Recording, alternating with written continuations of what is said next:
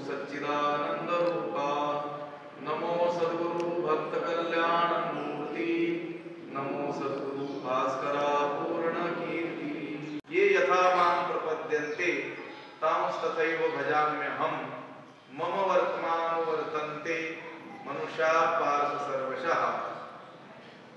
ग्रंथराज ज्ञानेश्वरीच्या 4थ्या अध्यायाचा विचार आपण करतो आहोत आणि या 4थ्या अध्यायातील 11व्या क्रमांकाचा हा श्लोक आहे। त्या श्लोकाचा अन्वय आणि अर्थ एकदा आपण पाहूया। पार्थ ये मां यथा प्रपद्यन्ते तां तथा एव अहम भजामि। मनुष्याः आत्मभाव प्रदान करतो, सर्वांना देत नाहीस। या शंकेचं निराकरण भगवंताने या श्लोकामध्ये केलेलं आपल्याला आढळतं। भगवंत म्हणतो ये यथा माम प्रपद्यन्ते, जे लोक जसे मला भजतात, शरण येतात, ज्या इच्छेनं मला भजतात, त्यांना त्या प्रकारचेच फळ देऊन मी त्यांच्यावर काय करतो, अनुग्रह करत असतो। म्हणजे भगवंताच्या ठिकाणी राग द्वेष वगैरे कोणासाठीही काहीही नाही आहेत। जे त्याच्याकडे ज्या इच्छेनं काय करतील, त्याला शरण जातील, त्याचं काय करतील, भजन करतील, त्याची भक्ती करतील, भगवंत त्यांची काय करेल, इच्छा पूर्ण करेल ना। आता कोणी संसार मागितला तर काय प्रदान करील, तो संसार प्रदान करील। आणि ज्यांनी देवालाच मागितलं तो काय करेल, स्वतःलाच काय करेल, त्यांना प्रदान करून टाकील। हे सर्व अवलंबून कोणावर आहे, त्या समोरच्यावर अवलंबून आहे। भगवंताच्या ठिकाणी राग द्वेष वगैरे काही नाही आहेत। आता जे कोणी मुमुक्षु आहेत ते मुमुक्षु निष्काम कर्मयोगाच्या द्वारे देवांना भजतात, तर भगवंत म्हणतो मी त्यांना काय करतो, ज्ञान देतो आणि ज्ञानाच्या द्वारे मोक्ष प्रदान करतो। आता जे लोक केवळ आपली दुःखे दूर व्हावीत या इच्छेनं माझं भजन करतात, मी काय करतो, त्यांची दुःख काय करतो, दूर करतो। एकंदर काय तर भगवंत म्हणतो माझ्या ठिकाणी राग द्वेष नाही आहेत। जो जसे कर्म करतो तसे तो कर्माच्या नियमानुसार काय करतो, फळ मिळवतो। कर्माचा जो सिद्धांत आहे, जे केलं की ते केले कर्म झाले त्याची ते भोगावंच लागतं। जसं आपण कर्म करू ते भोगावं लागतं। ते कर्माचं फळ देणारा फक्त तो कर्मफलदाता आहे। आपण केलेल्या कर्माचं रक्षणही तोच करतो आणि त्याचं उचित वेळेस काय करतो, त्या कर्माचं फळ देखील देतो। पदरचं आपल्या पदरचं तो देत नाही। आपण कुणाला दुःख आणि कुणाला सुख असं देत नाही।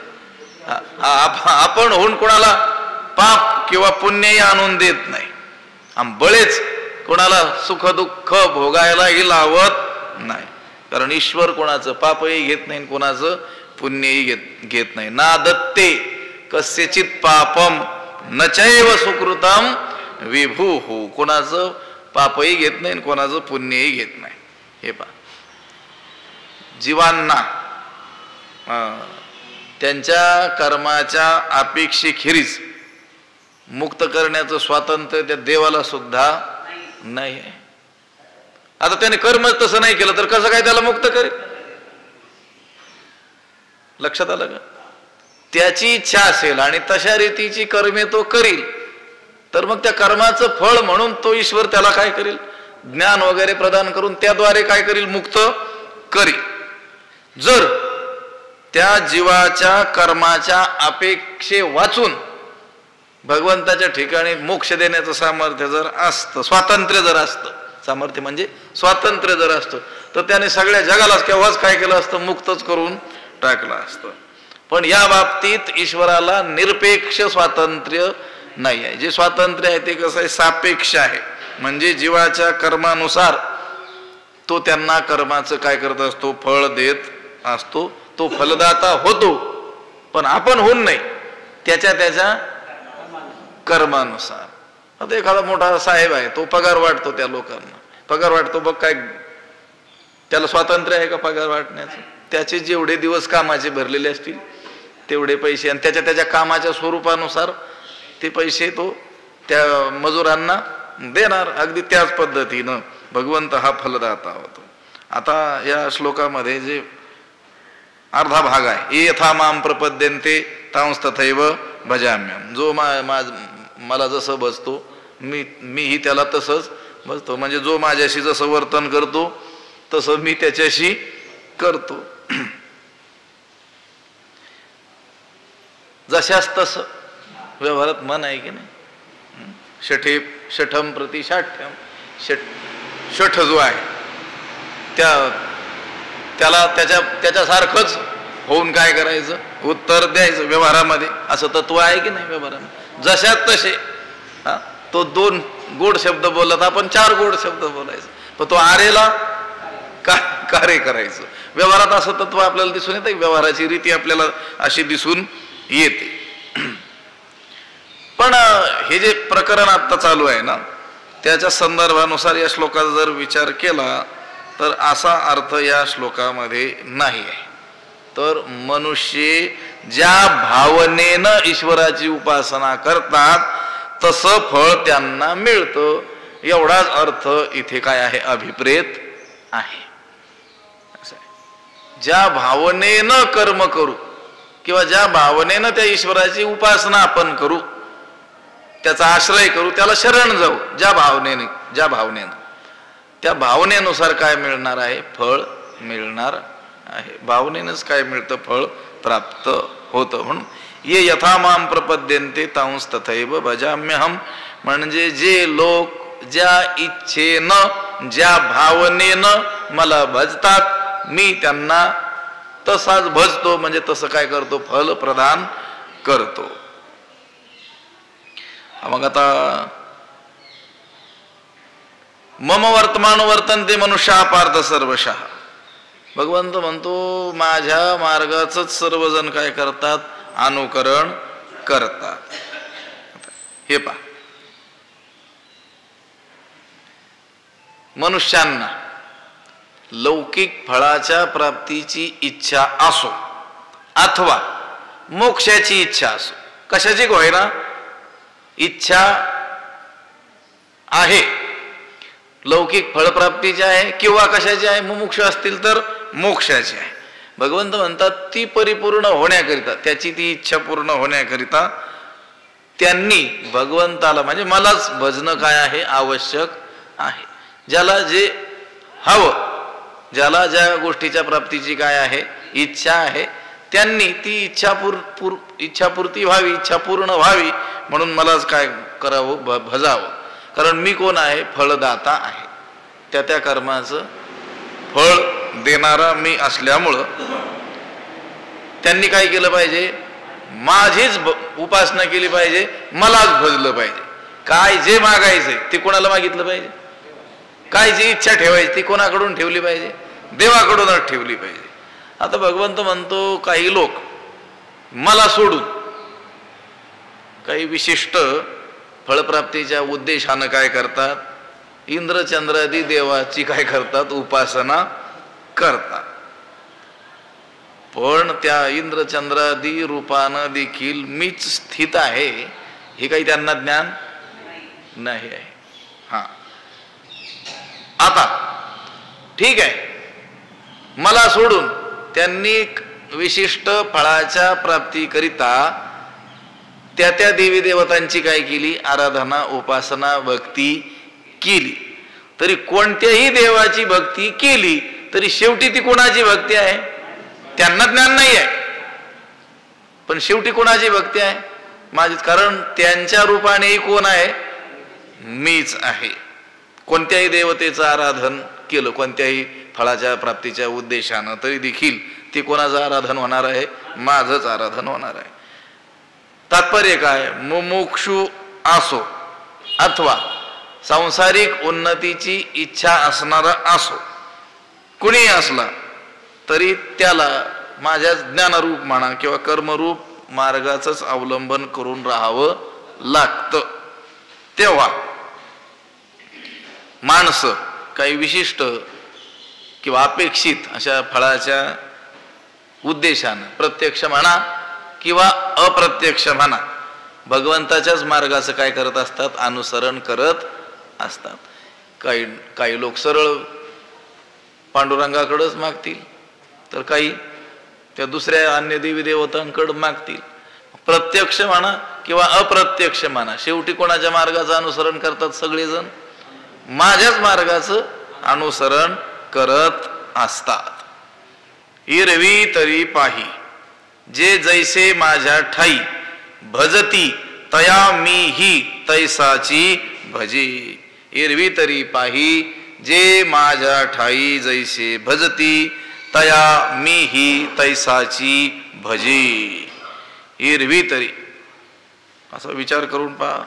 वास्तविक जर आपण पाहिलं तर जे माझ्या ठाई जैसे भजती, जे माझ्या ठिकाणी जसे भजतात, म्हणजे जे लोक माझी जशी भक्ती करतात, तया मी ही तैसाची भजे, त्यांच्या ठिकाणी मीही तसाच भजतो, म्हणजे त्यांच्या भावनेस अनुरूप असं काय करतो, वागतो, म्हणजे तसं तसं फळ त्यांना देतो. त्यांच्या भक्तीप्रमाणे, मग सकाम असो निष्काम असो, त्या त्या भक्तीप्रमाणे मीही त्यांना काय करतो, तसं फळ देतो. इरवी तरी पाहिजे जैसे माझ्या ठाई भजती तया मी ही तैसाची भजे. तैसाची, ते जशी भक्ती माझी करतील, ज्या भावनेनं करतील, मीही काय करतो तसंच त्यांच्याशी वागतो, म्हणजे त्यांना तसं फळ देतो. तैसाची भजी, मी तसंच भजतो, अनुसरतो, वागतो त्यांच्या भक्तीप्रमाणे. भगवंत आपण लोकांशी कसं वागतो ते सांगतात. भगवंत म्हणतो मी लोकांशी कसा वागतो, ते माझ्याशी जसं वागतात तसा मी वागतो. जो ज्या भावनेनं मला भजतो तसंच फळ मी त्याला देतो. भगवंताचा जो काटा आहे ना, अत्यंत तंतू, त्याला काय म्हणतात जुने, धारवाडी काटा आहे. थोडस देखील त्याच्यामध्ये काही नाही आहे, 1 ग्रॅम अर्धा ग्रॅमचं सुद्धा काही नाही आहे, फेरफार नाही आहे. तो धारवाडी काटा वजनात कसा असतो, अत्यंत तंतोतंत असतो. त्याप्रमाणे भगवंत म्हणतो ज्याचं जसं कर्म आहे तसंच मी त्याला काय करतो, फळ देतो. आता त्याच्या ठिकाणी असलेली आवड निवड म्हणा, राग द्वेष पक्षपात, त्या भगवंताच्या ठिकाणी ह्या मोह इत्यादी गोष्टींना अजिबात स्थान नाही आहे. म्हणजे एखाद्याने चांगलं कर्म करूनही त्याला काही चांगलं फळच दिलं नाही का, त्याचा राग आलेला आहे देवाला, असं काही नाही. आणि एखाद्याने काही चांगलं कार्य केलेलं नाही पण त्याला काहीतरी देऊन टाकलं, म्हटले नाही त्याच्याविषयी देवाला काय झालेलं आहे, मोह झालेला आहे, आसक्ती झालेली, असं काहीही नाही आहे. तुकोबाराय म्हणतात ना, क्षीर मागे तया रायतेची वाढी. असं आहे का त्याचं? पंगती बसलेल्या असताना त्या पंक्तीमध्ये वाढणारे जे लोक असतात ते सुद्धा आपला आणि फरका काय करत असतात, पाहत असतात. वास्तविक पाहता ज्याला जे हवं त्याला ते वाढावं असं काय आहे, नियम आहे. पण एखाद्याने त्याला खीर आवडली म्हणून त्या वाढणाऱ्याला काय मागितली, खीर, तर त्याने काय आणून दिलं, त्याला रायताच आणून दिलं. आणि त्याच्या आवडीच्या माणसांना काय करतोय, खीर वाढ. देवाच्या ठिकाणी तसं नाही आहे. भगवंताचं काम असं नाही आहे. भगवंत हा आरशासारखा आहे. आरसा कसा आहे, जसं आपण असू तसंच आपलं रूप तो आपल्याला दाखवणार आहे. जैसे तैसे दावी आरसा, नकट्या कैसा पालटे.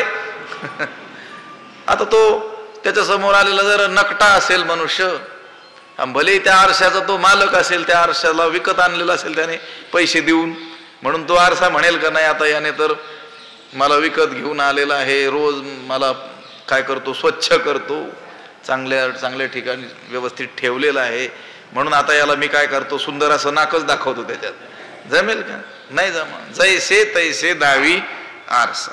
आता जो पोशाख घालून आपण त्या आरशासमोर जाऊ तसंच तो आपल्याला आपलं चित्र काय करणार आहे, दाखवणार आहे. त्याप्रमाणे भगवंत म्हणतो जो मला जसा भजेल तसंच मी त्याच्याशी वागतो, त्याला काय करतो, तसं फळ देतो. आता कोणी पुत्रप्राप्तीसाठी त्याला भजतो, त्याला तो पुत्र देतो. कोणी धनप्राप्तीसाठी त्या देवाला भजतो, त्याला काय करतो, धन देतो. आणि कोणी मुमुक्षु पुण्यवान लोक मोक्षप्राप्तीसाठी त्याला भजतात, तर तो त्याला काय करतो, मोक्ष देतो. एकंदर काय, आपल्याला देवाकडून काय प्राप्त करून घ्यायचंय हे ज्याचं त्यानं काय करायचंय, ठरवायचंय, भजनारानं ठरवायचंय देवाकडून आपल्याला काय प्राप्त करून घ्यायचंय. कारण जे प्राप्त करून घ्यायचंय तसं आपण त्याच्याशी वागलो की तो काय करणार, आपल्याला तसं फळ देणार आहे.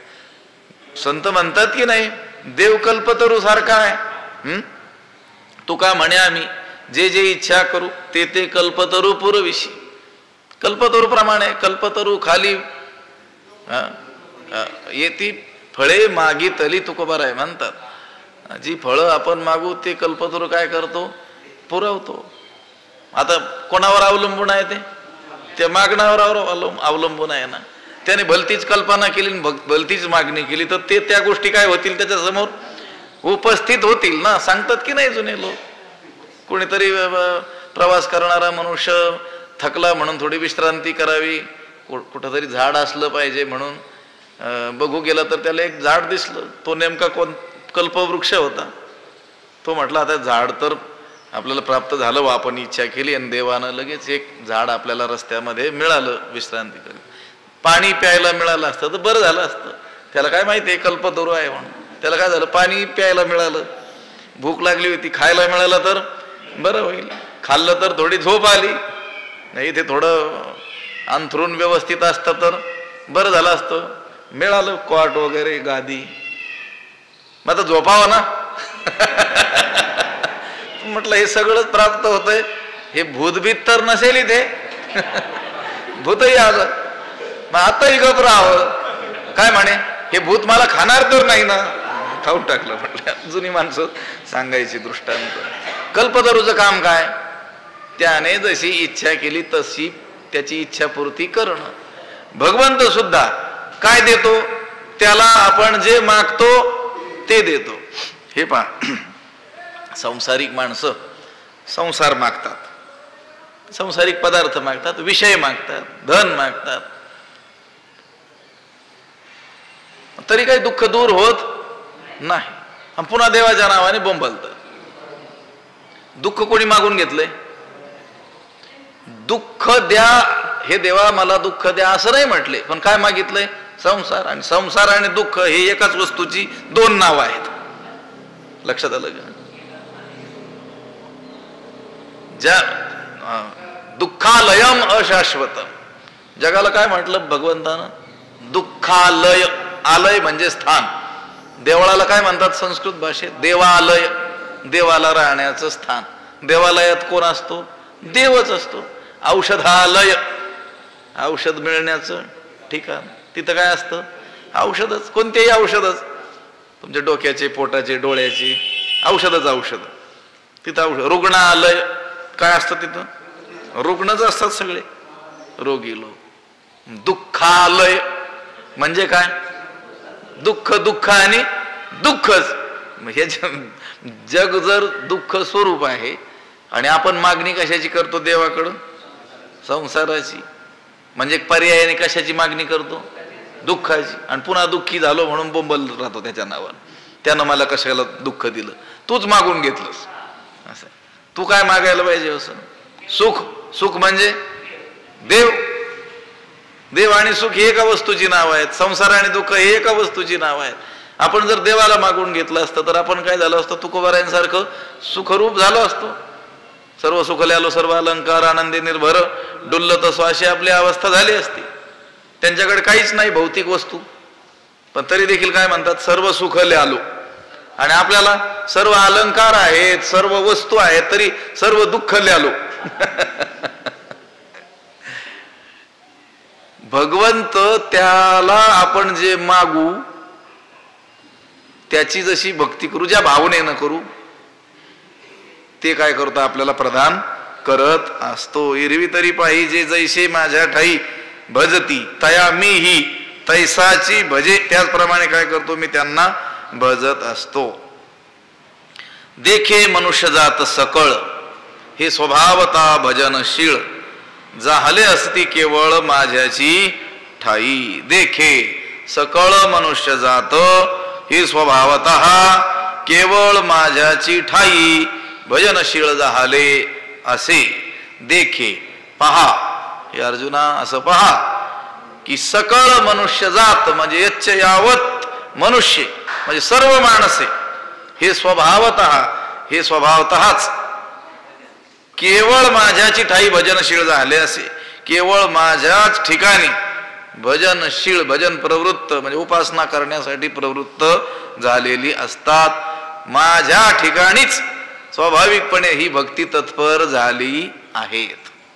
हे अर्जुना असं पहा की यच्च यावत मनुष्य एकही माणूस बाजूला नाही, सगळं मनुष्य जात संपूर्ण मनुष्य हे माझ्याच ठिकाणी स्वभावतः भजनशील म्हणजे भक्ती तत्पर झालेले आहेत. ठीक आहे, कोणत्या तरी फळाच्या उद्देशाने झालेली आहे, पण माझ्याच ठाई झालेली आहेत. स्वभावतः म्हणजे निसर्गतः सहजपणे साहजिकरित्या सर्व प्राणी मात्र जे आहेत त्यांची उत्पत्ती म्हणा, स्थिती म्हणा किंवा लय म्हणा कोणाच्या ठिकाणी होतो?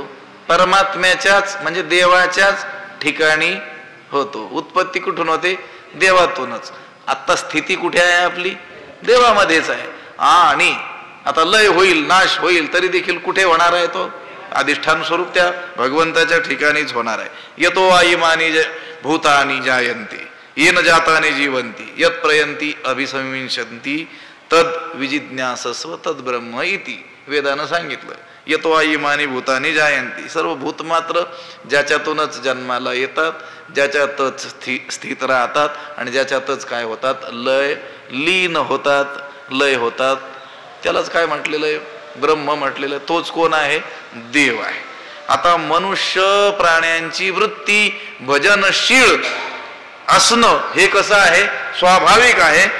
त्याचं कारण आहे की जेथे आपली काय झालेली उपज निपज झालेली आहे तिकडेच काय असतो? नैसर्गिकपणे आपला ओढा कल, आपली बाजू त्या बाजूलाच आपला काय असतो? कल असतो. म्हणून आपण व्यवहारामध्ये पाहतो की मनुष्य कसाही असला, देवाला मानणारा न मानणारा जरी असला तरी तो या ना त्या रूपानं कधीतरी काय करतो? देवाची उपासना करताना आपल्याला दिसतो. मग तो कोणत्या पंथाचा असेल, कोणत्या धर्माचा असेल, ही गोष्ट काय आहे? वेगळी आहे, पण तो काहीतरी उपासना करताना आपल्याला दिसत असतो. आता आपण ज्यांना नास्तिक म्हणतो किंवा अधर्मानं चालणाऱ्या लोकांना आपण पामर वगैरे म्हणत असतो, म्हणजे शास्त्र संस्कार नसलेला आणि यथेच्छ विहित आणि निषिद्ध कोणतेही भोग त्याच्यामध्ये विवेक न करणारा त्याला पामर म्हणतो. आता अशी पामर माणसं सुद्धा अनंत जन्मानंतर कधीतरी हे पहा परमेश्वर प्राप्तीच्या मार्गावरच येत असतात. कोणत्या तरी रीतीनं, कोणत्या का त्याचा माध्यम कोणतंही का असेना, पण शेवटी काय करतात? भगवंत म्हणतो ते देवालाच भजत असतात. ठीक आहे, सगळेच निष्काम रीतीनं देवाला भजतील असं नाही, पण भीतीपोटी, लोभापोटी, काही फळाच्या अपेक्षेनं का होईना देवाला काय होतात? नाही विठ्ठलाला भजणार, पण मग दुसऱ्या जाखाई जोखाई कोणत्या तरी देवी देवतांना काय होणार? ते भजणारच. लक्षात आलं का? म्हणून माणसं काय आहेत? भजनशील आहेत. हे पहा, देखील मनुष्य जात सकळ हे स्वभावता भजनशील. नास्तिक कोणी नाहीच आहे जगामध्ये, शुद्ध नास्तिक. लक्षात आलं का? शुद्ध नास्तिक जगात कोणीच नाही आहे. असं ठीक आहे, तो देवाच्या अमुक रूपाला मानेल न मानेल, पण कोणालाच मानत नाही असा माणूस आहे का? देव न मानणारे सुद्धा, लक्षात आलं का? देव न मानणारे लोक सुद्धा त्यांचाही कोणीतरी आदर्श असतोच की नाही? व्हॉट्सअपला त्याला काही मेसेज वगैरे असतात पण कोणीतरी एखादा नास्तिक शिरोमणी, देवाला कधी न मानणारा पण व्यवहारात नैतिकतेनं वागलेला माणूस, तो जर दिवंगत झाला तर बातमी येते देवाला न मानणारा देव माणूस गेला म्हणून. त्याला लोक काय म्हणत असतात, देव माणूस. असं कुणासंबंधी गोष्ट आहे ठाऊक नाही, पण सांगतात, जुन्या लोकांकडून ऐकलेली आहे की आपले जे अनेक स्वातंत्र्य सेनानी लोक होऊन गेले, त्यांचे आपल्यावर अनंत उपकार असे आहेत. स्वातंत्र्य लढ्यामध्ये त्यांनी आपल्या संसाराची काय केली, राखरांगोळी केली. मोठे विद्वान लोक, बुद्धिवान लोक. त्याच्यातील एक होते, ते म्हणायचे मी नास्तिक आहे, देव वगैरे काही नाही आहे असं म्हणायचे. आणि त्यांचे खूप मोठे मोठे लोक अनुयायी राहिलेले आहेत. पण सकाळी ते विष्णू सहस्रनामाचा पाठ करायचे. असं आहे, चुपचाप. लक्षात आलं का? मग कोणाच्या तरी ते लक्षात आल्यानंतर त्यांनी विचारलं, तुम्ही तर म्हणतात देव नाही आहे आणि हे काय चाललंय म्हणजे. ते म्हटले, माझं तर म्हणणं आहे देव नाहीच आहे, पण जर असला तर. लक्षात आलं का? जगात कोणी नास्तिक नाही आहे. अहो, इथं ज्ञानोबराय जर म्हणत असतील, देखे मनुष्य जात सकळ हे स्वभावता भजनशील. शील म्हणजे स्वभाव. भजन करणं हा स्वभाव प्रत्येकाचा स्वभावता आहे. फक्त भजन कोणाचं करतात ही गोष्ट वेगळी आहे. कोणी संसाराचं भजन करत असेल, कोणी देवाचं करत असेल, पण भजनच करत नाही असं कोणीच नाही आहे. भगवंत म्हणतात, जाहले असती केवळ माझ्याची ठाई.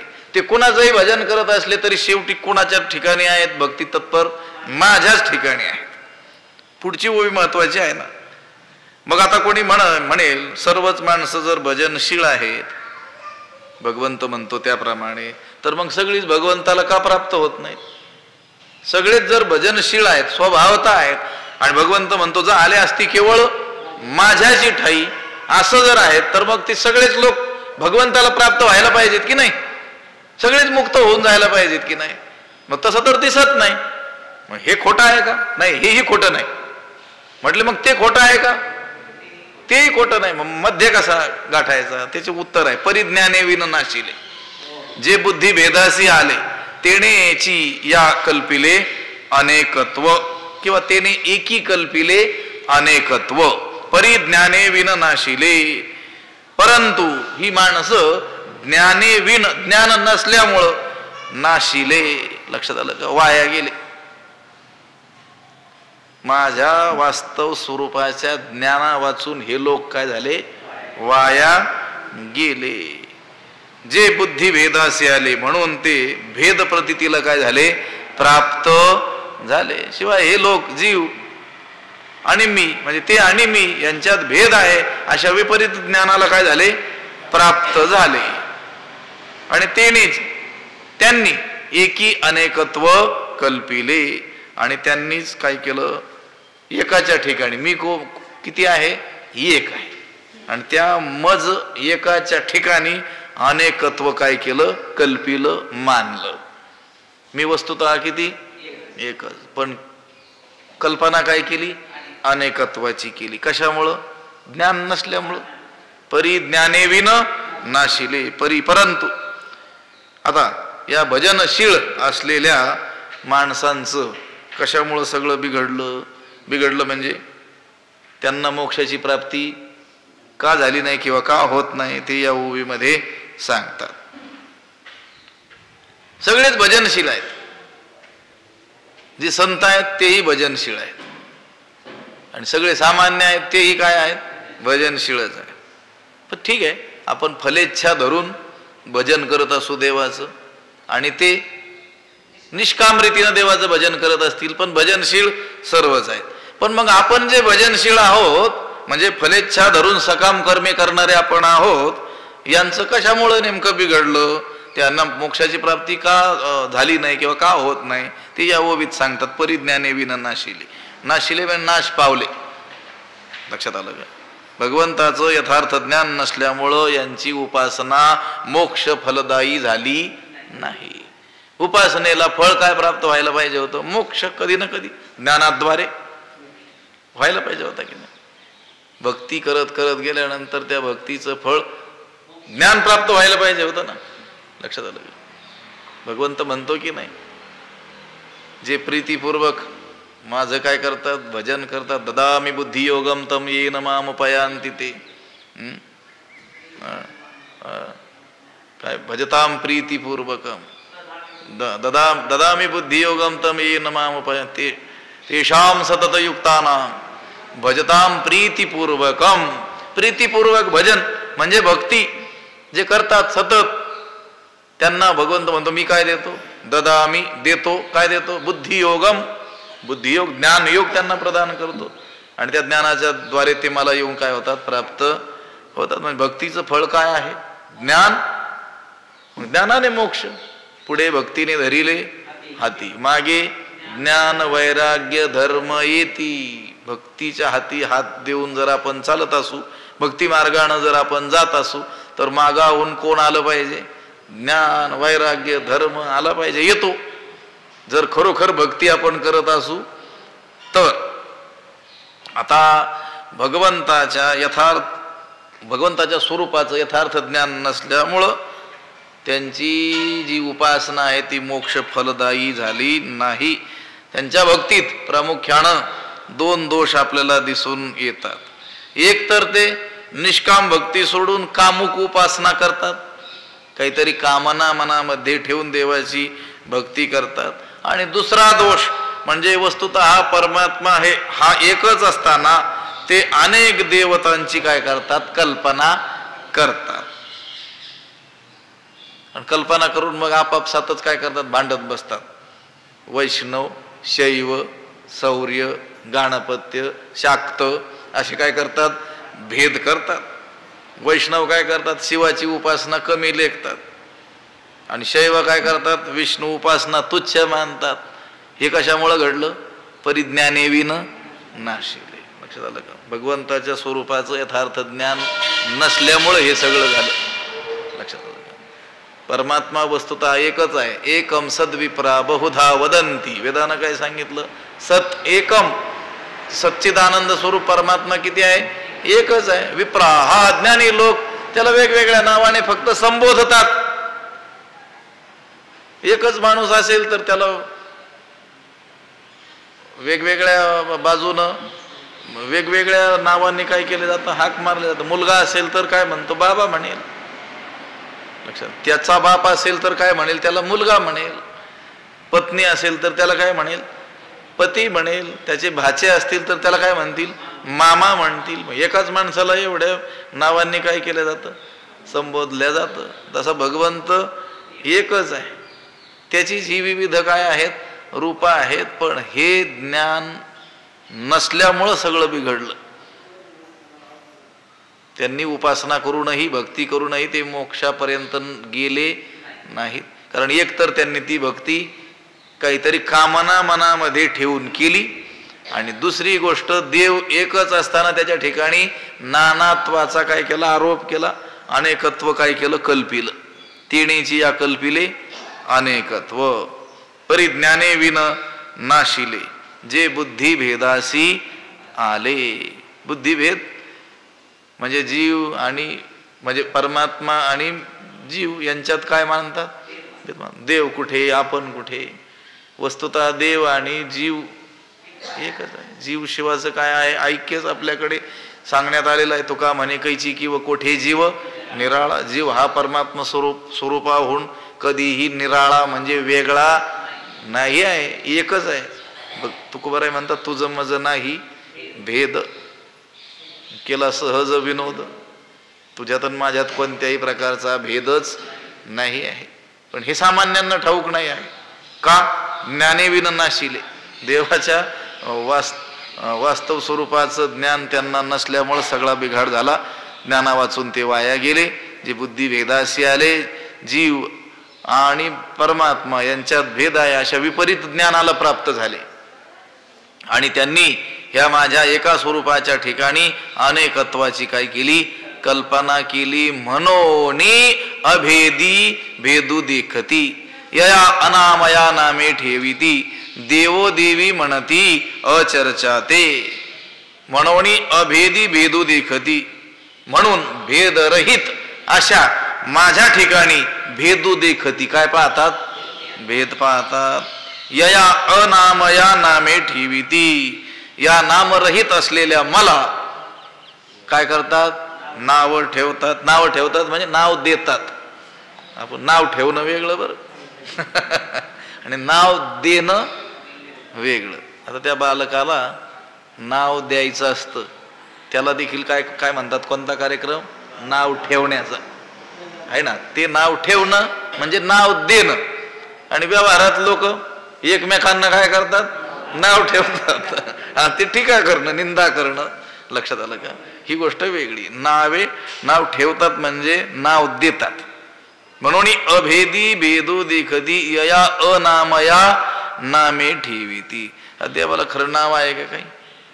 नाम रूप संबंधू जाती क्रिया भेदू हा आकारासीच प्रवादू वस्तुसी रंग नाही रूप नाही नाही वर्ण छाया निर्गुण निराकार तुची रघु राया. त्याच्या ठिकाणी नामाधिकाचा काहीच संबंध नाही. ठीक आहे, त्या श्रुतीनं त्याला काय केलेलं आहे?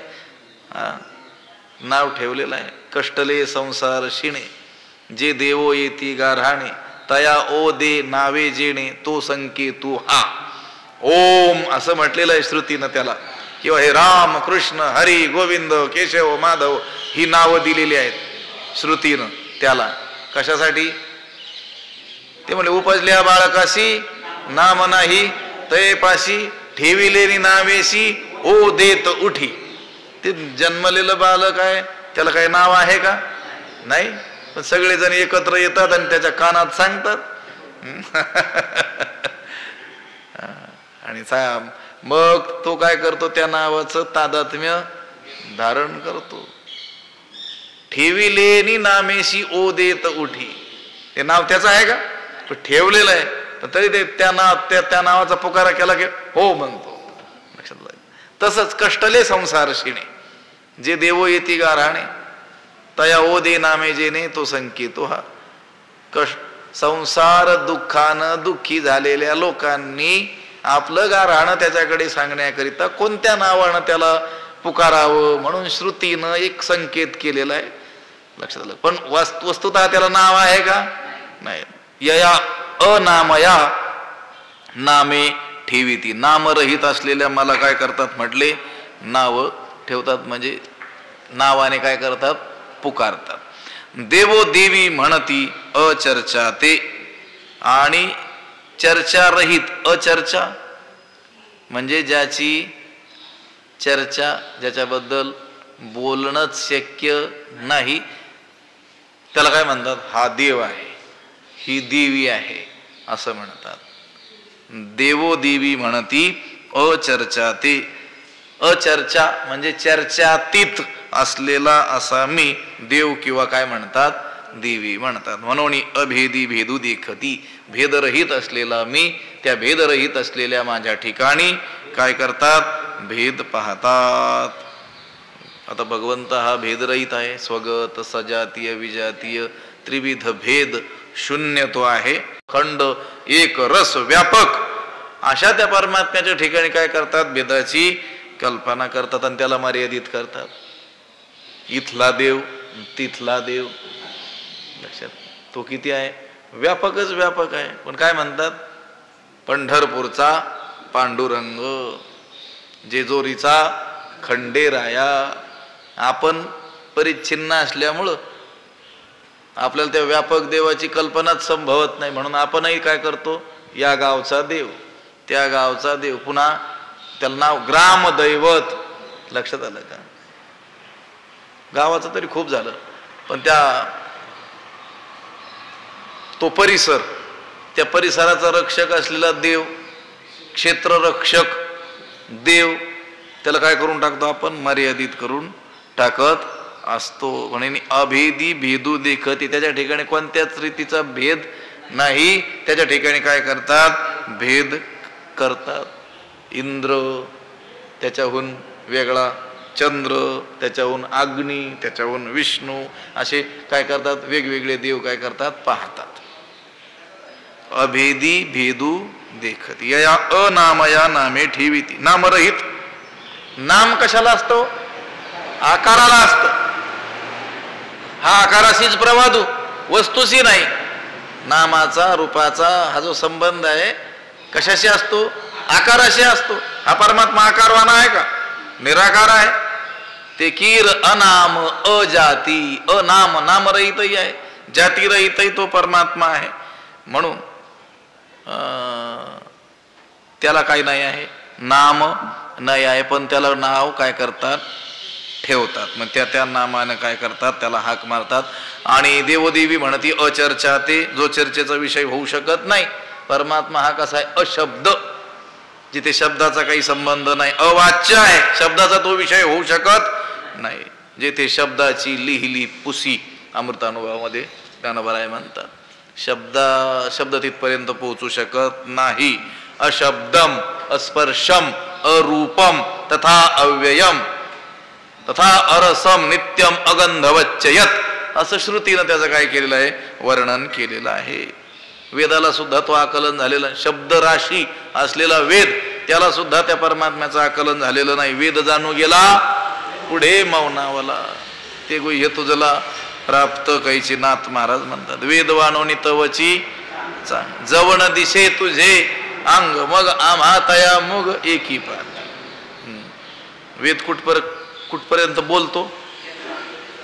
तो जो परमात्मा तत्वाचं दर्शन त्याला होत नाही तोपर्यंत. आणि मग परमात्मा स्वरूपाचं दर्शन झालं की मग आम्हा तया मुग एकी पांती, मग मुग गिळून गप्प बसतो. नेती एवढंच म्हणतो. लक्षात आलं? असा नाही. असा जो निशब्द असलेला परमात्मा, त्याला हे लोक देवो देवी, हा देव आहे, ही देवी आहे, अशा नावाने काय करतात? संबोधत असतात. देवोदेवी म्हणती अचर्चाते. मोठा विषय आहे हा. जे सर्वत्र सदा सम, तेथ विभाग अधमोत्तम, मतिवशे संभ्रम विवंचिती. जे सर्वत्र सदा सम, तेथ संभ्रम मतिवशे अधमोत्तम विभाग विवंचिती. जे म्हणजे जे परब्रह्म, जे परमात्म स्वरूप सर्वत्र आहे म्हणजे सर्वच ठिकाणी आहे. सदा आहे म्हणजे नेहमीच आहे. आणि सम आहे म्हणजे सारखं आहे. सर्वत्र आहे, सतत आहे आणि सारखं आहे. जे सर्वत्र सदा सम, जे चैतन्य, जे परमात्म तत्व सर्व देशात आहे, सर्व काळात आहे, सर्व वस्तूत सारखंच आहे, तेथ त्या चैतन्याच्या ठिकाणी अधमोत्तम विभाग, हा उत्तम आहे, हा अधम आहे, असा काय करतात? भेद पाहतात. जे सर्वत्र सदा सम, जे ब्रह्म, जो परमात्मा सर्वत्र सर्व ठिकाणी सर्व व्यापी आहे, त्यामुळे देश परिच्छेद शून्य तो आहे. तो नाही अशी जागाच नाही. तो नाही ऐसा ठाव उरलासे कवण, सर्वत्र संपूर्ण गगन जैसे. तो नाही अशी कुठे जागा आहे का? रीता ठाव नाही उरला. लक्षात आलं का? जे सर्वत्र सदा सम, तेथ विभो सदा म्हणजे नेहमी आहे, सर्वदा आहे, सर्व काळी आहे. परमात्मा हा उत्पत्ती शून्य आहे. त्याची उत्पत्ती होते का? बरं, त्याचा कधी अभाव होतो का? कधी अभावही होत नाही. म्हणून काल परिच्छेद त्याच्या ठिकाणी नाही आहे. अमुक काळात परमात्मा होता आणि आता ह्या काळात तो नाही, असं होत नाही. काही दिसे न दिसे ऐसा वाणीचा नाही. त्याचा तुटावडा होतोय का? देव पंढरपूरला आला म्हणजे आता दुसरीकडे राहिला नाही. देव भारतातच आहे, दुसऱ्या देशात नाही, दुसऱ्या स्थानी नाही आहे, असं होतं का? होतच नाही. म्हणून तो कसा आहे? सदा आहे. आणि सम म्हणजे सारखा आहे. परमात्मा हा सर्वात्मक असल्यामुळं तो कसा आहे? सर्वांमध्ये सारखेपणानं काय आहे? व्यापलेला आहे. मुंगीमध्ये तोच आहे, हत्तीमध्ये तोच आहे. म्हटले मुंगी छोटी आहे, मग छोटा परमात्मा आहे त्याच्यामध्ये, आहे का? हत्तीमध्ये सगळ्यात मोठा जीव हत्ती, त्याच्यातही तोच आहे. सगळ्यात सूक्ष्म असलेला जीव, त्याच्यातही तोच आहे. ब्रह्म सर्वगत सदा सम, जेथ आणू नाही विषम. सर्वत्र सदा सम, सगळीकडे तो आहे. ब्रह्मा मुंगी धरुणी तुझे स्वरूप सावळे. त्या मुंगीमध्ये देखील कोण आहे? तोच परमात्मा आहे. म्हणून सर्वत्र सदा सम, त्या 5व्या अध्यायामध्ये देखील येईल. जे सर्वत्र सदा सम तीर्थ विभाग अधमोत्तम. असा जो परमात्मा आहे, जो सर्व देशात सर्व काळात सर्व वस्तूत सारखाच आहे, त्या चैतन्याच्या ठिकाणी हा उत्तम आहे आणि हा अधम आहे असा भेद पाहतात ही जी अज्ञानी माणसं. वास्तविक परमात्मा हा सर्व ठिकाणी सारखा असताना त्याच्या ठिकाणी हे लोक काय करतात, विभाग कल्पितात.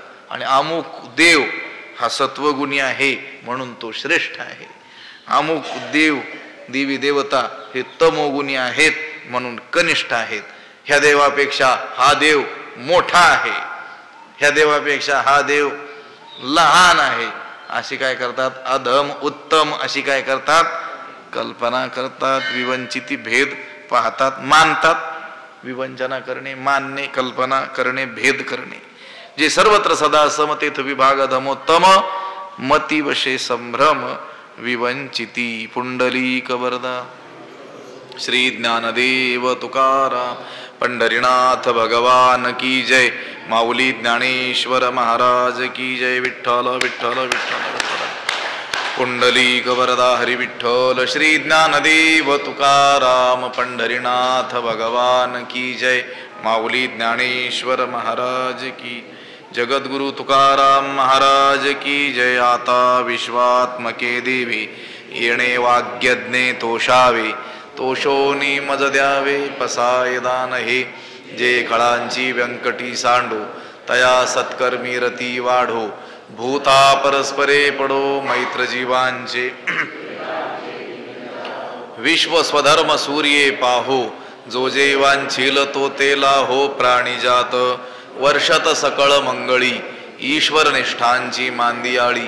अनवरत भूमंडळी भेटो तया भूता.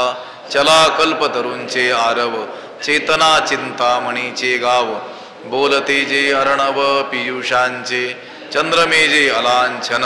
मार्तंड जे तापहीन, ते सर्वाही सदा सज्जन सोय रे होतू. किंबहुना सर्व सुखी पूर्ण होवणी ती लोकी. भजिजो आदि पुरुखी अखंडित, आणि ग्रंथोपजीविये विशेषी लोकी इये. दृष्टादृष्ट विजये होवावेजी. एथ म्हणे श्री विश्वेश्वरावो, हा होईल दान पसावो. येणे वरे ज्ञानदेवो सुखिया झाला, येणे वरे ज्ञानदेवो सुखिया झाला, येणे वरे ज्ञानदेवो सुखिया झाला. पुंडलीक वरदा हरी विठ्ठल. श्री ज्ञानदेव तुकाराम पंढरीनाथ भगवान की जय. माऊली ज्ञानेश्वर. जगद्गुरु तुकाराम महाराज की जय. शांती ब्रह्म एकनाथ सद्गुरु बंशी महाराज की जय. सद्गुरु जोग महाराज की जय.